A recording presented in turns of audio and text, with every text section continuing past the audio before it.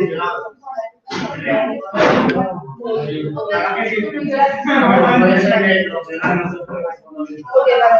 está Nori, me falta Gracia.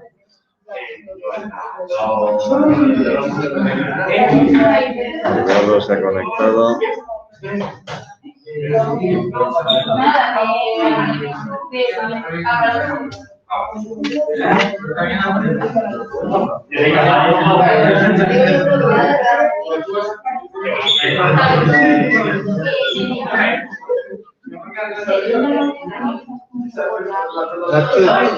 ¿Esta calculadora la dejan en la gaucha? Tiene un montón de cosas, pero si te la dejas. Sí que te la dejan, sí.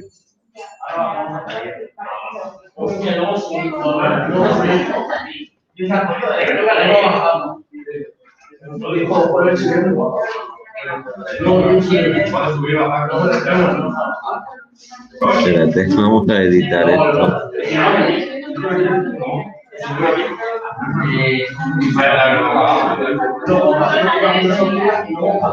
Vale, esto está mejor aquí.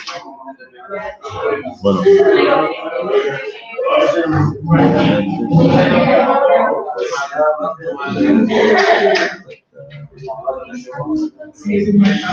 Bueno, a ver.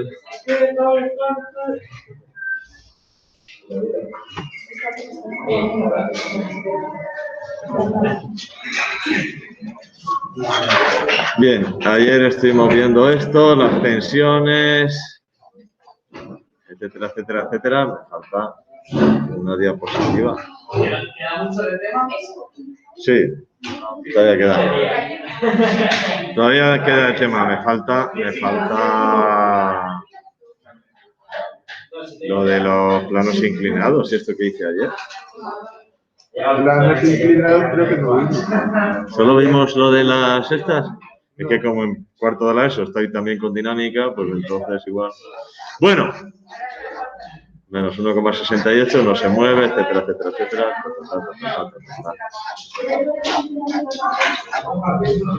Vale. Vamos a ver. ¿No hemos hablado nada de planos inclinados? Vimos uno, pero hace mucho. ¿Hace algún tiempo? Sí. De planos inclinados, ¿no hemos dicho nada?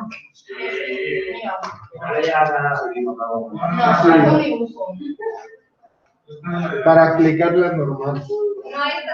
De la dinámica, para explicarla normal, vimos algo de un plano inclinado, vale. Sí, estoy compartiendo pantalla.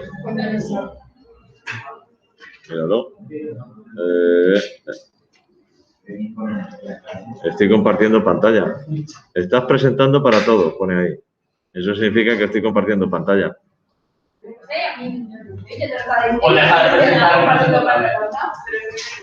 Pero mira que sois endelicados. Venga. Perdón, esto de aquí. Presentar toda la pantalla. El enlace está en Classroom.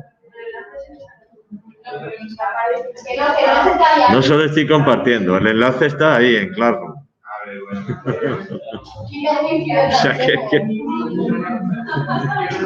no hacéis nada más que quejaros y quejaros y quejaros y quejaros. Bien, vamos a ver un tipo de ejercicios muy típico que son los planos inclinados.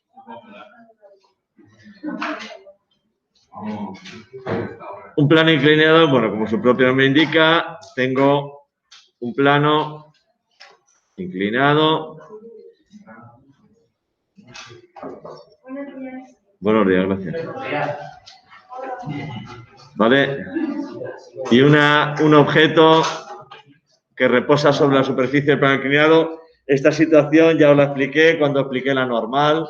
La normal es la fuerza perpendicular a la superficie, etcétera. Entonces, creo que ya os dije que siempre que hagamos ejercicios de planos inclinados, aun cuando en el ejercicio digan que este ángulo de aquí son 40, 50, 60, 80 grados, mi recomendación es que el dibujo lo hagáis así, con un ángulo pequeñito. ¿Por qué? Aquí nosotros vamos a suponer ahora una, pues yo qué sé, vamos a imaginarnos una caja de 8 kilogramos. ¿Perdón?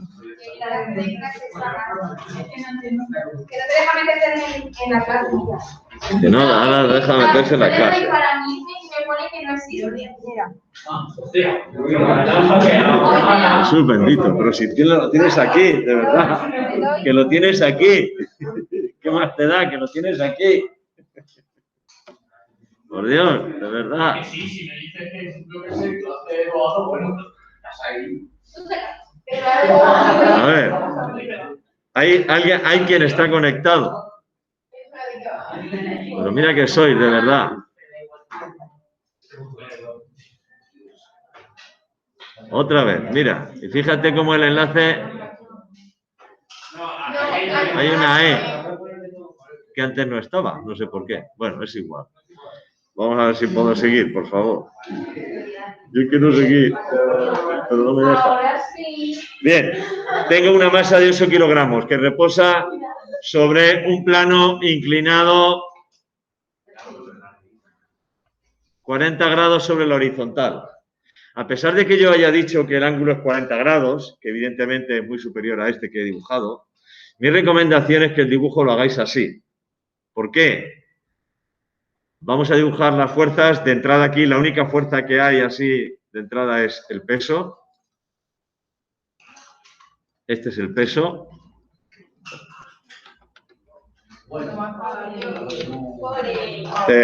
Uy, qué susto. Peso, que es M por G, es la única fuerza que hay ahí. Evidentemente, esta caja no se va a mover en la dirección en la que va el peso, ¿verdad? Entre otras cosas porque tiene ahí un plano, una superficie que no puede atravesar. Entonces, se va a mover, de moverse, se va a mover solo a lo largo de la dirección que marca la superficie. Por tanto, esa fuerza ahí no resulta de ninguna utilidad. ¿Qué vamos a hacer? La vamos a descomponer en dos componentes. Una que va a ir en la dirección... Espera un segundo. Una que va a ir en la dirección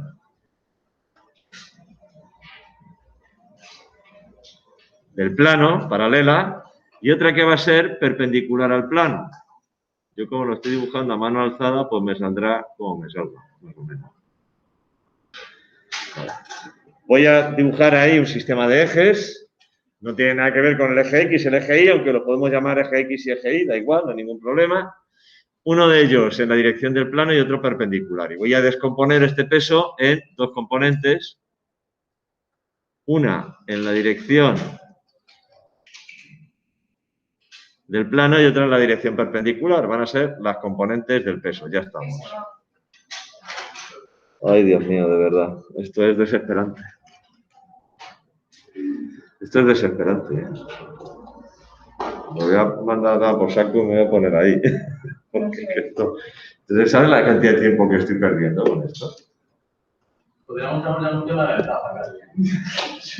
De verdad. Y el caso es que en todos los proyectores de todo el instituto me funciona menos aquí.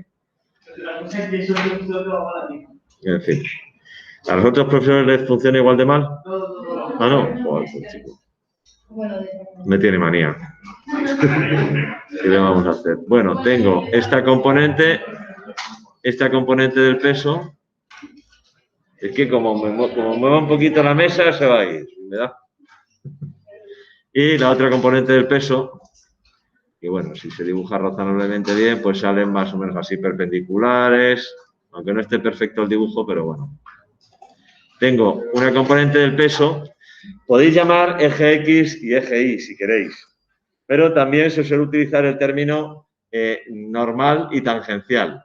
La componente normal del peso y la componente tangencial del peso. Tangencial porque es tangente a la trayectoria, en este caso la trayectoria es una línea recta, pero si fuese una curva sería tangente a la trayectoria.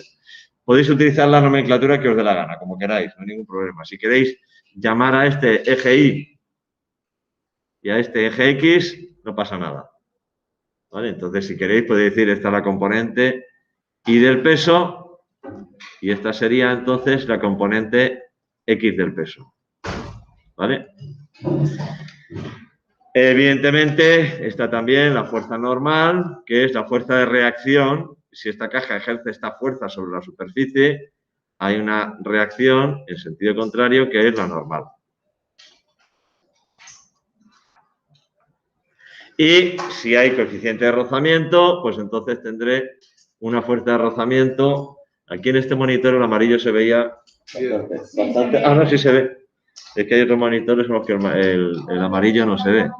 Pues entonces, mira, voy a dibujar aquí la fuerza de rozamiento así de color amarillo ya.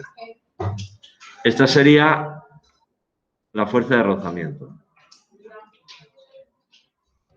¿Vale? Vamos a suponer que hay rozamiento y vamos a suponer un coeficiente de rozamiento. Un coeficiente de rozamiento de 0,3, por ejemplo. Vale, esas serían todas las fuerzas que hay que dibujar. Y ahora, ¿por qué he hecho, a pesar de que yo digo 40 grados, por qué he dibujado este ángulo tan pequeñito? Porque ahora, para hacer la descomposición de las fuerzas, yo tengo que ver aquí una semejanza de triángulos. Este triángulo que forma el plano, este triángulo, tiene un lado, este, que es perpendicular a, bueno, este lado es perpendicular a este lado de este otro triángulo. ¿Veis el triángulo? Bueno, pues este lado es perpendicular a este. Y este lado es perpendicular a este. Por tanto, son semejantes. Y entonces, ahora, es muy fácil ver que este ángulo es igual que este. Es decir, que este ángulo de aquí es alfa. Si tú en vez de hacer esto, este dibujo, haces un dibujo más parecido a lo que yo me suelo encontrar en los exámenes.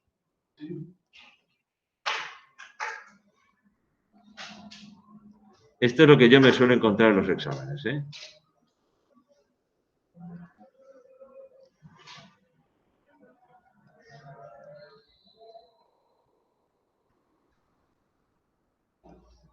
Ahora dibujo los ejes. Bueno, a ver.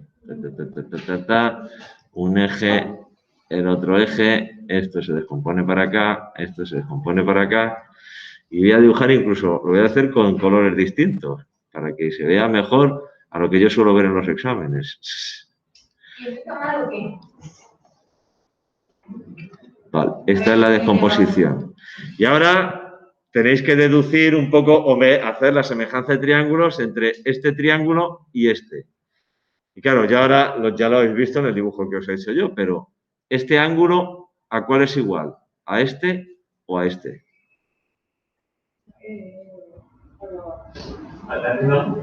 El de arriba, sí, porque ya lo habéis visto. Nos ha fastidiado.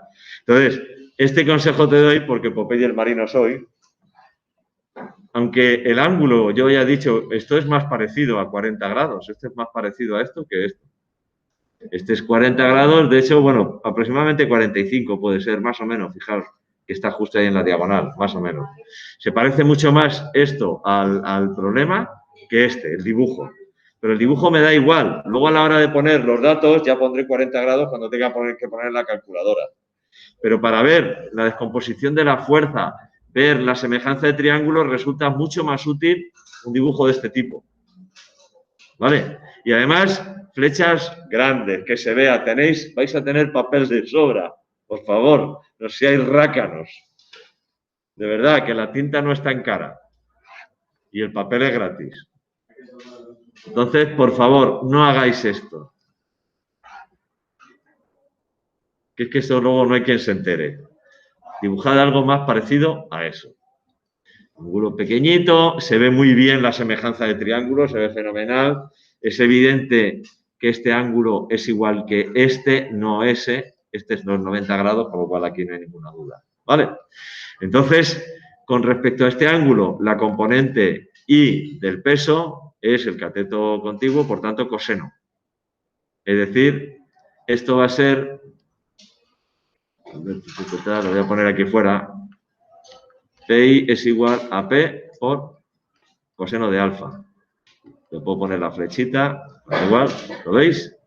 Y PX, la componente X del peso, va a ser igual a P por el seno de alfa. En este caso se va a ver muy bien, no va a haber ningún problema.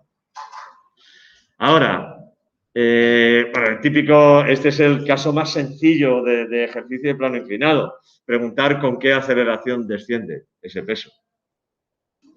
Entonces, aquí, sobre todo para otros ejercicios un poquito más complicados, en el que tenemos aquí un peso, una polea, otro peso colgando, tal, no sé qué, no sé cuántos, la forma de plantear el ejercicio es la misma, es decir, voy a ver fuerzas en un eje, fuerzas en otro eje, y voy a plantear sumatoria de fuerzas igual a 0 en unos casos, sumatoria de fuerzas igual a masa para aceleración en otros. O sea, eso va a ser exactamente igual. Lo que puede cambiar es el criterio de signos, a la hora de quitarles el sombrerito a las fuerzas. Y en vez de utilizar el mismo criterio de signos que hemos estado utilizando siempre, hacia arriba positivo, hacia abajo negativo, hacia la derecha positivo, hacia la izquierda negativo, podemos aplicar un criterio de signos ligeramente distinto. Hacia arriba y hacia abajo, bueno, podemos aplicar el mismo, no hay ningún problema. Pero a la hora de decidir derecha, izquierda, positivo, negativo, podemos aplicar un criterio de signos que sea un poco más práctico y que sea fuerzas a favor de movimiento positivas, fuerzas en contra de movimiento negativas. ¿Por qué os digo esto? Porque va a haber ocasiones en las que vamos a tener, pues aquí en este mismo plano, imaginad que, lo voy a dibujar encima porque ahora lo puedo borrar, aquí tengo una polea, aquí hay una cuerda y aquí hay otra masa colgando. Entonces aquí voy a tener solo una fuerza que va a ser el peso, la tensión de la cuerda, y no van a estar en el mismo eje. Con lo cual no voy a poder decir si es hacia la derecha, si es hacia la izquierda, pero sí que voy a poder decir claramente si está a favor o en contra del movimiento. Entonces podemos variar ligeramente ese criterio. El criterio, como cualquier criterio, es algo subjetivo. Lo importante es que mantengamos el mismo criterio en todas las fuerzas del ejercicio. Ni siquiera tiene por qué ser el mismo en todos los ejercicios, en todas las fuerzas de este ejercicio. ¿Vale? En este caso, pues vamos a ver, tenemos en el eje Y, tenemos fuerzas a lo largo del eje X o paralelas al plano y pues vamos a hacer como hemos hecho con el plano horizontal. En el eje Y, en este caso, sumatorio de fuerzas es 0 porque no hay movimiento en ese eje. ¿Qué fuerzas tengo en ese eje? Pues en este caso solo la normal y la componente Y del peso.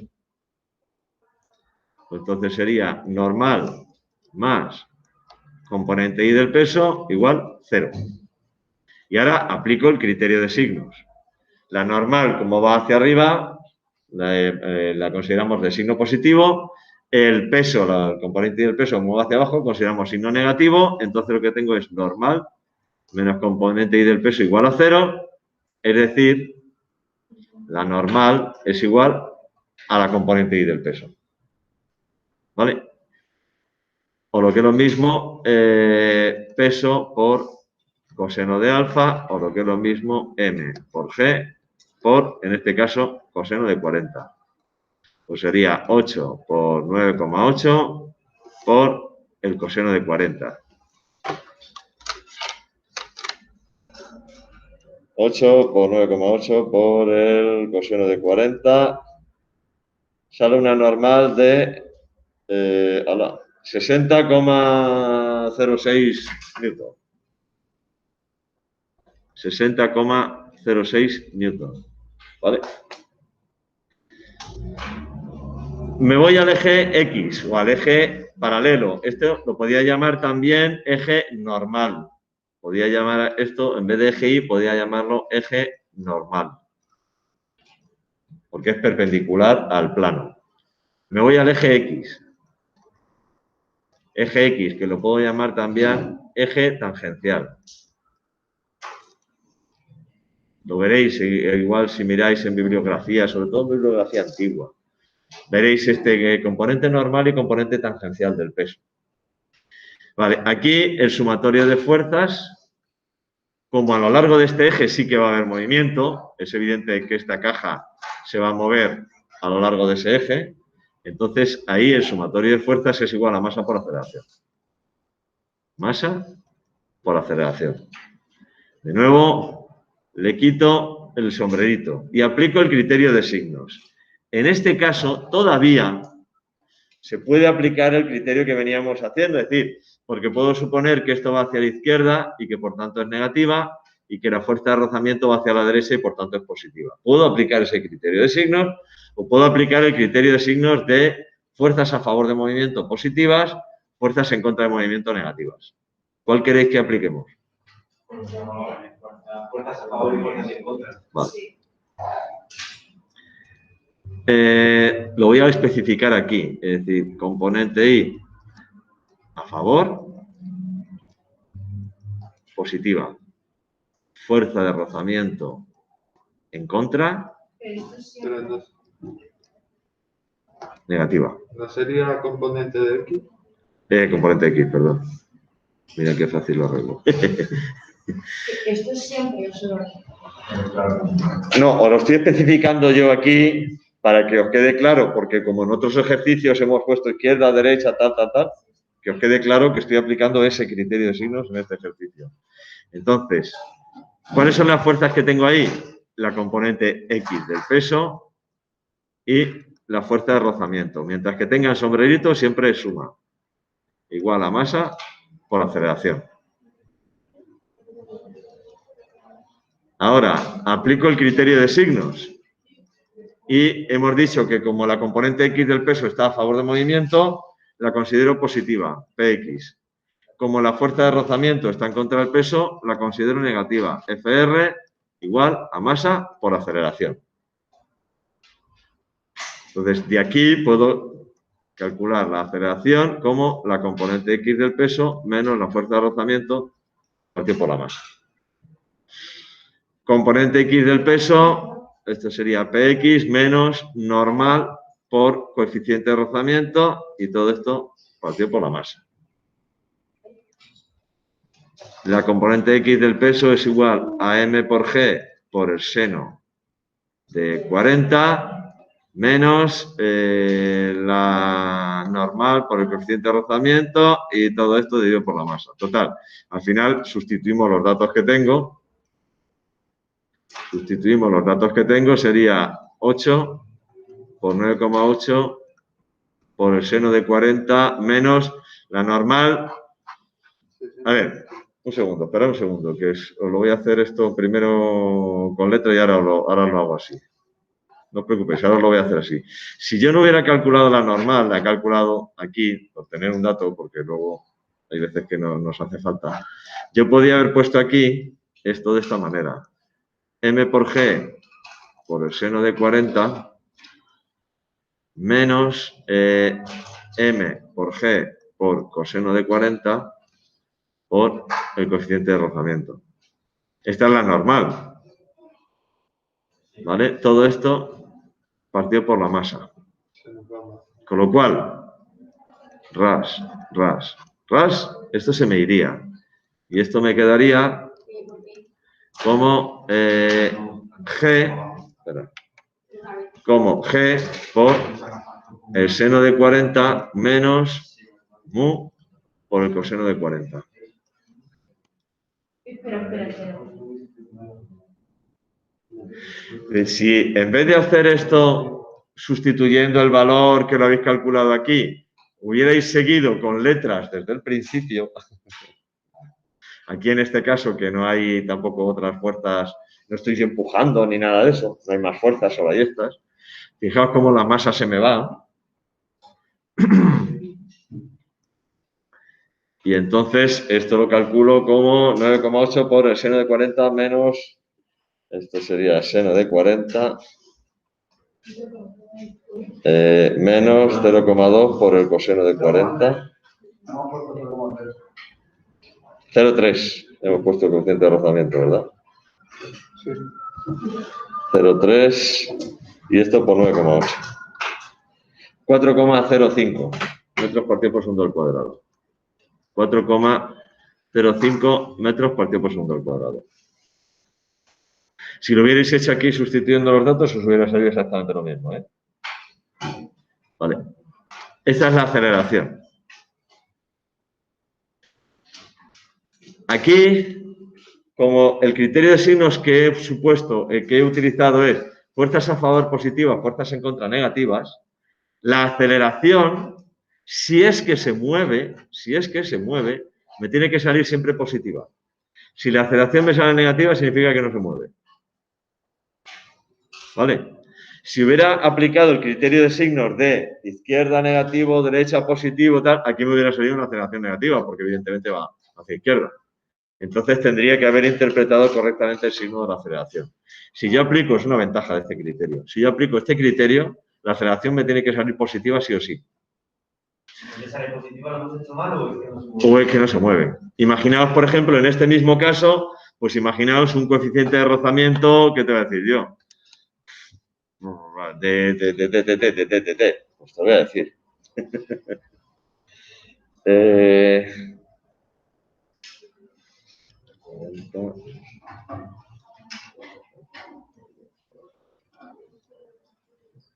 Imaginaos un coeficiente de rozamiento de 0,9, bestial. Imaginaos un coeficiente de rozamiento de 0,9. Esto no cambiaría nada. Si, que es una burrada, entonces la aceleración sería G, bueno, sería 9,8 por el seno de 40 menos 0,9 por coseno de 40. Y te saldría negativa. Seno de 40 menos 0,9 por coseno de 40. Por 9,8 saldría una aceleración de menos 0,46. Menos 0,46 metros por tiempo por segundo al cuadrado. Esto significaría que no se mueve. Que el rozamiento es tan intenso que no se mueve. ¿Vale? Entonces, es una pequeña ventaja de este criterio de signos. Que si yo considero a favor positivo, en contra negativo, no me puede salir una aceleración negativa. Eso significaría que o va al revés o que no se mueve. ¿Cuál es el material con el mayor? Goma con goma, por ejemplo. Aquí, por ejemplo, fíjate, esto tiene un coeficiente de rozamiento bajito. Tú hazlo con una goma de borrar y notarás cómo te cuesta bastante más. Pero vamos, la lija tiene un coeficiente de rozamiento potente. El papel de lija. ¿Tiene papel higiénico? Dice, no, pero tenemos papel de lija. Dime, Raquel. ¿Solo lo utilizamos en el plano inclinado? ¿Perdona? Que si este criterio de signos solo lo utilizamos en el plano inclinado. Ah, este criterio de signo lo podéis utilizar en cualquier ejercicio, pero sí, también lo podéis utilizar nosotros así. O sea, el criterio, como es algo arbitrario, lo importante es que yo no considere un criterio para la componente X del peso y otro distinto para la fuerza de rozamiento. Si yo he considerado ese criterio, tengo que considerar ese criterio para todo el ejercicio. Eso es lo importante. Si lo hacéis bien y luego interpretáis correctamente el resultado, podéis utilizar indistintamente uno y otro. ¿Vale? Este es el caso más sencillo de todos. Si no hubiera rozamiento, en este caso, pues es muy fácil porque la aceleración sería G por el seno de 40. Sería 9,8 por el seno de 40. 6,3 la aceleración. Si no hubiera rozamiento. A modo de curiosidad, imaginaos que este plano o que esta caja la sitúo aquí arriba y que esto tiene una altura de 2 metros. ¿Con qué velocidad llega al suelo si desliza y con qué velocidad llega al suelo si cae? La misma. Si no hay rozamiento. Si no hay rozamiento, la velocidad al final, cuando llega aquí al suelo, es la misma. Pero si cae a plomo. Sí, es decir, yo sitúo la caja aquí arriba. Imaginaos que estos son 2 metros de altura. Entonces tengo dos opciones, o la dejo caer o la dejo deslizar. ¿Vale? Si no hay rozamiento, llegan al suelo con la misma velocidad. Tarda más por aquí, pero llegan al suelo con la misma velocidad. ¿Vale? Es una curiosidad. Bien, vamos a complicar un pelín la cosa. Ya sabéis que esto de complicar las cosas se me da muy bien. Vamos a complicar un pelín la cosa. Vamos a poner un plano inclinado Vamos a poner aquí una cajita, vamos a poner aquí una polea y vamos a colgar aquí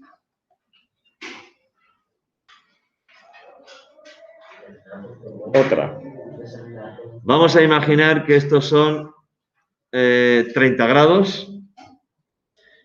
Vamos a imaginar que esto es una masa de 7 kilogramos y que esto es una masa de 5 kilogramos.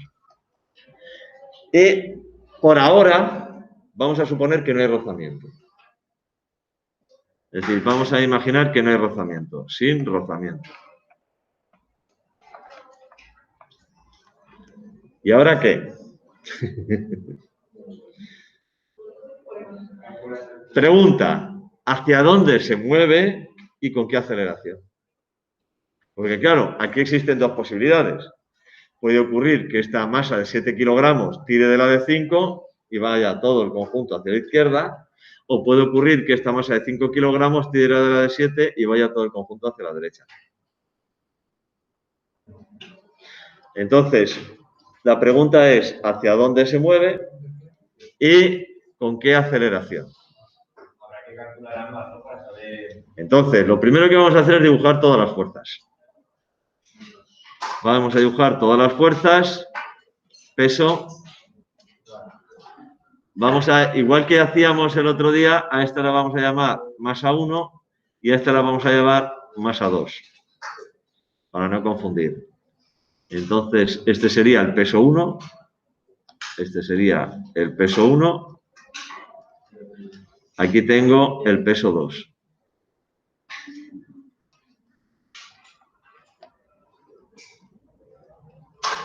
Peso 1, evidentemente, voy a ir poniéndolo aquí abajo, peso 1 es igual a M1 por G. El peso 2, pues todavía te queda, igual a M2 por G, ¿vale? Tengo los pesos. Tengo las tensiones de la cuerda, o la tensión de la cuerda, aquí y aquí. La tensión de la cuerda. Tensión y tensión. Lo he considerado rozamiento.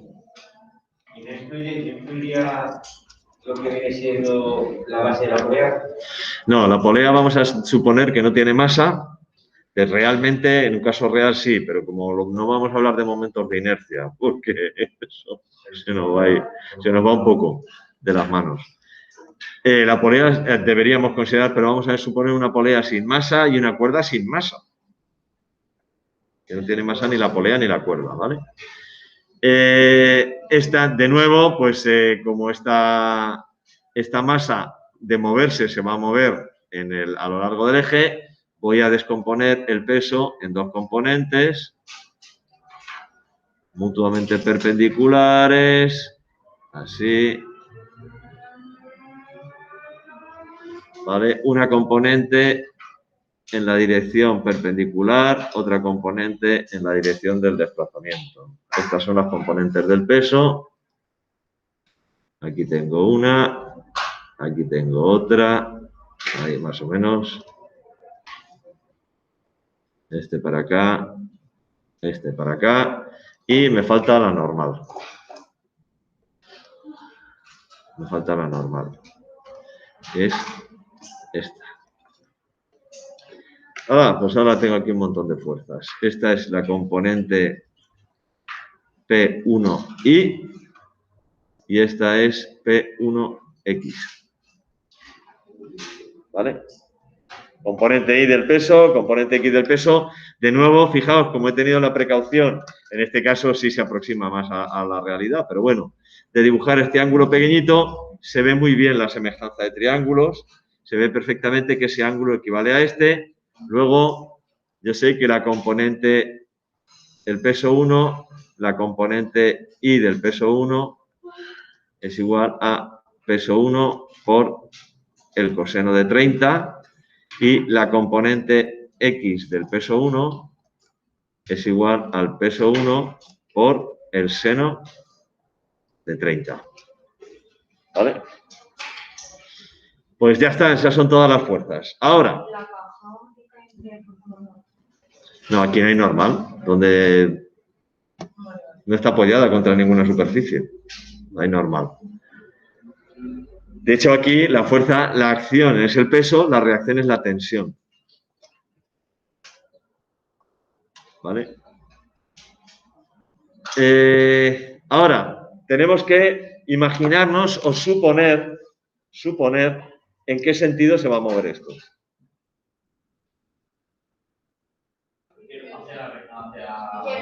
Por el plano inclinado. ¿Pensáis que desliza? Es decir, vamos a suponer y luego ya veremos si es cierto o no, eso es lo de menos, ¿vale? Vamos a suponer entonces que esto va en este sentido, ¿no? Es decir, que la masa 1 desliza hacia abajo por el plano y la masa 2 va hacia arriba, ¿vale? Esto es importante para aplicar el criterio de signos. Es decir, cuando vaya a aplicar fuerzas a favor de movimiento, pues estarán a favor de movimiento esta tensión, estará a favor de movimiento esta componente X del peso. ¿La tensión no se anula? Fuerzas en contra del movimiento, la tensión y este peso. Pero la tensión es la misma. Claro, entonces una será positiva, otra será negativa y se anularán. Pero se anulan porque una es positiva, otra es negativa. Una está a favor y otra está en contra del movimiento. ¿Vale? Vale, pues vamos a ir primero al eje Y, aunque en este caso no me hace falta, porque no tengo que calcular coeficiente de rozamiento, entonces podría razonar que a lo largo de este eje, del eje normal o del eje Y, si queréis llamarlo así, si llamáis a esto, queréis llamarlo eje Y, pues este sería el eje Y, o el eje normal, porque luego las otras fuerzas no están en el mismo eje. ¿Vale? A lo largo de la normal del plano, la normal y la componente Y del peso se anulan. Como no tengo que calcular coeficiente de rozamiento en este caso, puedo decir que normal y componente Y del peso se anulan entre sí. Y entonces me voy ya al sumatorio de fuerzas en el movimiento. Y entonces digo, en el sentido del movimiento o en la dirección del movimiento, en la dirección del movimiento, sumatorio de fuerzas es igual a masa por aceleración. Masa total, porque he considerado el conjunto de las dos masas. Si no, tendría que hacer lo mismo para una masa y para la otra.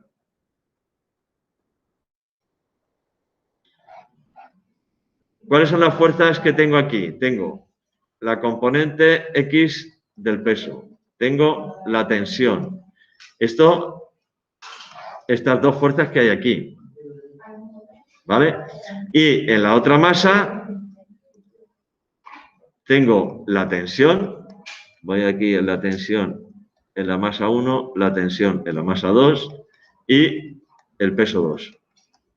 Igual a M1 más M2 por A.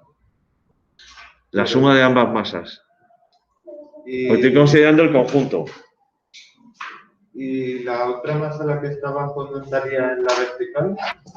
Está en el sentido del movimiento. Por eso os decía que aquí el criterio de signos de hablar vertical-horizontal te puede liar. Porque esta fuerza no se anula con esta. Esta fuerza se transmite a través de la cuerda a la otra masa. Entonces, Es como si esto cogiéramos... Ahí va. Imaginaos que esto cogemos y lo movemos hacia allá. Y lo ponemos en una sola línea. Tirando con el peso hacia allá. ¿Vale? Por eso os decía que aquí el criterio de signos lo modificamos ligeramente. Si le quito el sombrerito a todo esto, fijaos que he considerado el conjunto de las dos masas.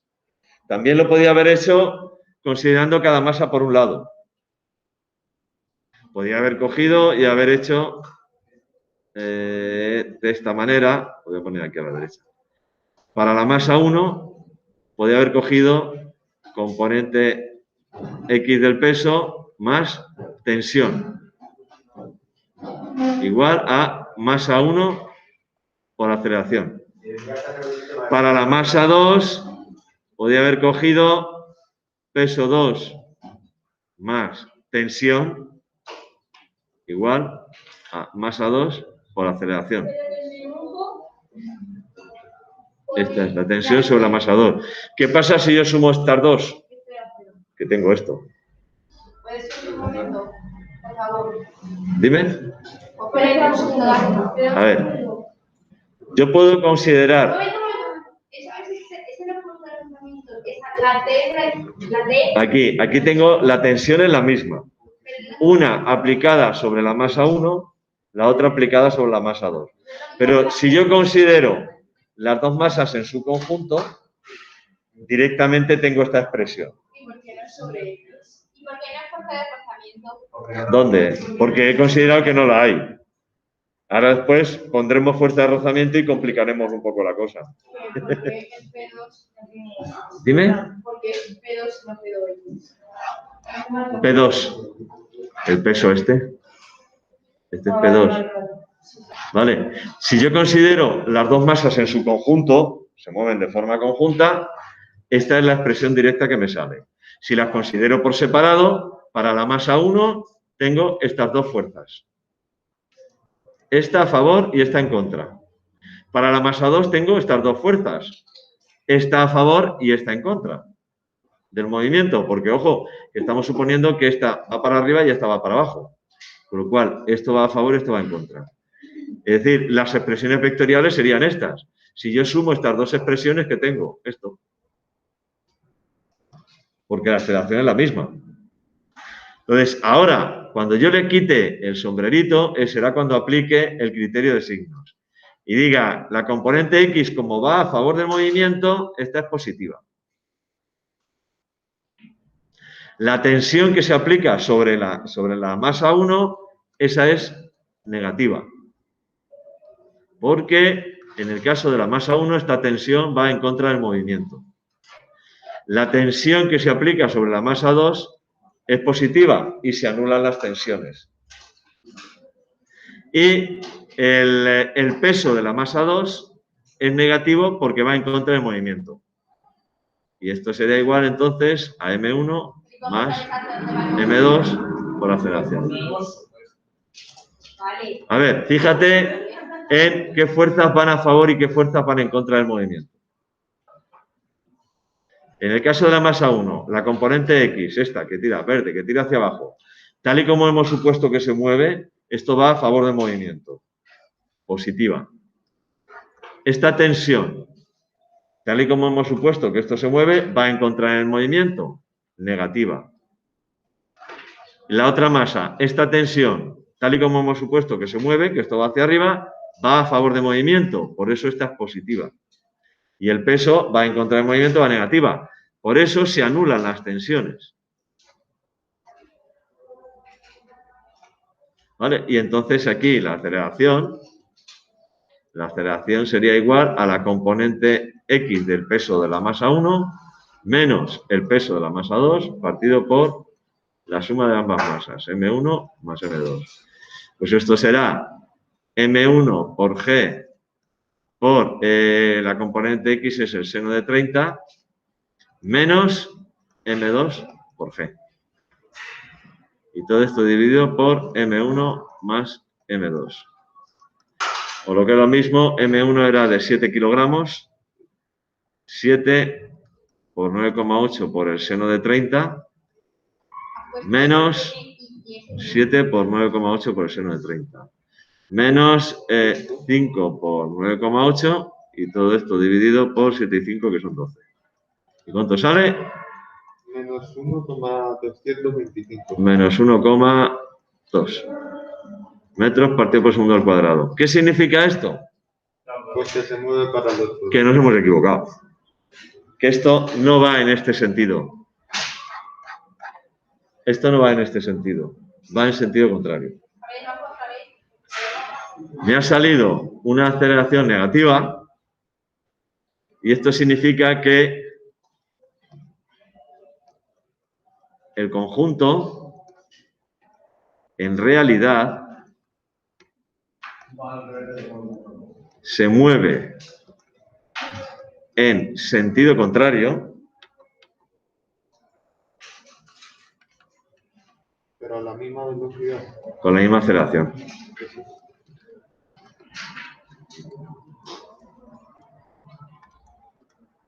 Con la misma aceleración. ¿Por qué? Si realmente, como hemos comprobado, esto no se mueve hacia allá, sino que se mueve hacia abajo, entonces cambia el signo de esto, pero las tensiones se siguen anulando. Con lo cual tendría peso 2 menos componente X del peso, es decir, esto dado la vuelta y me saldría lo mismo, pero positivo. Porque no hay rozamiento. Ojo, si hubiese rozamiento y me sale negativo, evidentemente puedo suponer que no se mueve en ese sentido, sino que se mueve en sentido contrario, pero la aceleración ya no es la misma. Tengo que volver a calcular. ¿Que me sale ahora positiva? El valor me va a salir distinto. Vale, es que se mueve en sentido contrario. ¿Que me vuelve a salir negativa? Es que no se mueve. Pero habiendo rozamiento, lo tengo que comprobar. Vale, esto era sin rozamiento.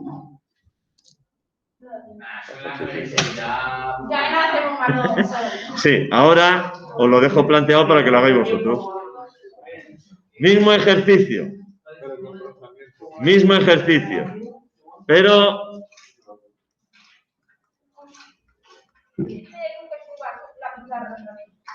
Vale.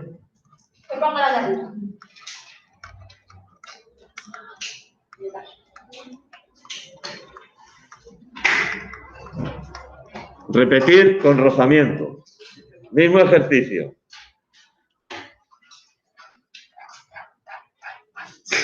Si suponéis lo mismo, evidentemente, sin rozamiento, esto va hacia la derecha. Con rozamiento no va a ir hacia la izquierda. No me seáis... ¿Vale? ¿Cuál es la diferencia? Claro, si tú supones que esto va hacia la izquierda, tal y como lo hemos puesto, ¿cómo habría que dibujar la fuerza de rozamiento aquí? La fuerza de rozamiento habría que dibujarla hacia allá. Si suponemos que se mueve así, la fuerza de rozamiento habría que dibujarla así. ¿Vale? ¿Qué ocurre si nos sale negativo? Que es que entonces tenemos que decir, bueno, es que realmente va hacia la derecha. Y entonces es que la fuerza de rozamiento habría que cambiarla. Por eso, cuando hay rozamiento, yo no puedo decir, vale, se mueve en sentido contrario y la aceleración es la misma. No, porque es que ahora la fuerza de rozamiento cambia de sentido. La fuerza de rozamiento todavía no la sabes. Normal por coeficiente de rozamiento. El coeficiente de rozamiento lo he puesto 0,4. O lo he puesto altito, pues no sé si se moverá o no. Si hay rozamiento es una puñeta, con perdón, porque no te vale un solo cálculo, tienes que repetir todo. Puedes tener suerte, a ver, al saber le llaman suerte. Si sabes que es el seno de 30, ¿cuánto vale el seno de 30? Venga ya. Ah. Si sabes que ese seno de 30 es lo mismo que si yo estuviera comparando una masa de 3,5 con una de 5.